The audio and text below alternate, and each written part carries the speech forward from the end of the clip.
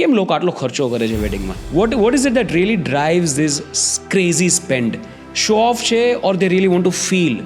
Huge question અને lot of answers. But કેમ આટલા મોટા વેડિંગ્સ? પહેલાં જ્યારે લગ્ન થતા, જ્યારે હું અને તમે પણ બોર્ન નહીં થયા હોય, 40-50 years બેક, ત્યારે પણ 10 દિવસના લગ્ન થતા હતા. આજે પણ 10 દિવસના લગ્ન થાય છે. સો એ ત્યાંથી આવ્યું છે. જૂના ટાઈમથી આપણે અહીંયા લઈને જ આવ્યા છે. But the scales have change. Because પહેલાં શું હતું, લોકો જ્યાં પણ લગ્ન થતા ને ત્યાં ગામડામાં કરતા લગ્ન, કે ત્યાં વાડી હોય ત્યાં લગ્ન કરે, અને everybody comes to that wedding. અને રોજે સાંજે ત્યાં ડાયરો હોય ને ગરબા હોય ને એવું બધું ચાલતું. પણ એ સ્કેલ નાના હતા, બિકોઝ ત્યાં એ ગામડામાં જેટલા લોકો હતા ને એને એ લોકો જ જોતા. હવે શું થયું છે, people have seen so much. You talk about YouTube, you talk about Instagram, you talk about any other platform. લોકો જોવે છે કે યાર આવો સેટ કેવી રીતે બનાવી શકીએ આપણે વેડિંગમાં, યાર આ આર્ટિસ્ટ આપણા લગ્નમાં કેમ ના આવી શકે, આ ફૂડનું મેન્યુ આપણા ત્યાં કેમ નથી.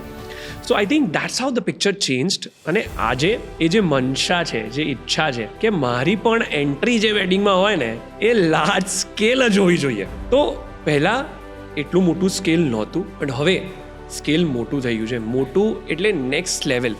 અને એનું ફર્સ્ટ રીઝન છે લોકો જોવે છે એટલે એમને જોઈએ છે. People have seen it. इससे और अच्छा क्या कर सकते हैं? પેલા લગ્નમાં થાય છે આ સોંગ પર હું એન્ટ્રી નહીં કરું, મારે નવું સોંગ જોઈએ છે. આના સેટમાં આ રીતે આ લોકો વરમાલા કરી હતી, મારે અલગ કરવી છે. I know a venue in India, they would be multiple, કે જ્યાં એન્ટ્રી હેલિકોપ્ટરથી કરે છે. ઇમેજિન, એક બ્રાઇડ ચાલીને આવે તો આપણને સમજ આવે છે, પણ હેલિકોપ્ટરથી ત્યાં એન્ટ્રી કરે છે.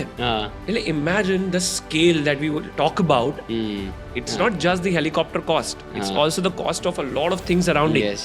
અચ્છા, ત્યાં પાછા લોકો જે છે એ તો જોઈ નથી શકતા તમને, કારણ કે એ તો દૂર જ ઊભા છે. સ્ક્રીન એની માટે મોટી. એક્ઝેક્ટલી. Right. એટલે એ જે સ્કેલ આપણે જોઈએ છે, તો હવે કોઈએ હેલિકોપ્ટર એન્ટ્રી જોઈ છે એટલે એને શું છે કે યાર હેલિકોપ્ટર સે ભી આ સકતે, હેલિકોપ્ટર સે વેડિંગ વેન્યુ પર એન્ટ્રી કરી શકતે. એટલે આપણે ભલે હેલિકોપ્ટરની તાકાત નથી, પણ આપણે રેન્જ રોવરમાં તો આવીશું જ. સો એવી રીતે જોઈને I think people have assume કે અમે બી એસી વેડિંગ કરની હે, કે અમે પણ શું મોટું કરી શકીએ. એટલે વધતું જાય છે.